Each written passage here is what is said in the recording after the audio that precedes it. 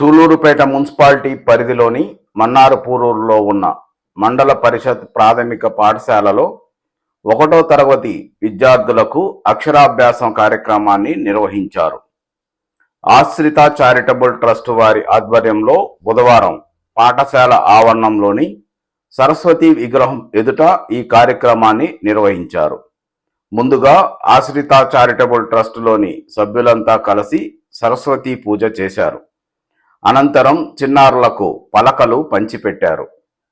అలాగే head master Rajasekhar Reddy చేతుల మీదుగా చిన్నారుల చేత అక్షరాభ్యాసం చేయించారు.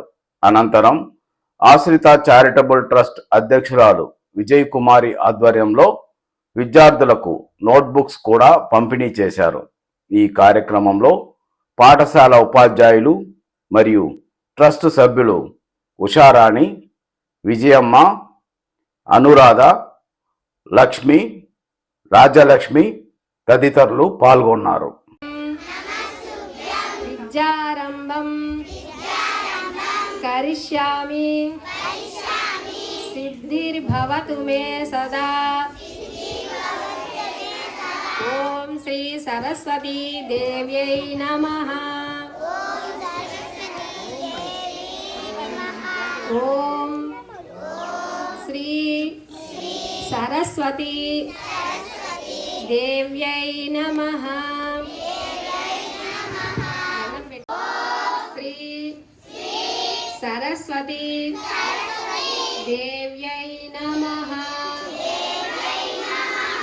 ఓం శ్రీ సరస్వతీ దేవ్యై నమః. చేయాలి, దేవుడి దగ్గర అక్షరాభ్యాసం చేయించడం అనేది మొదలు పెట్టాలి.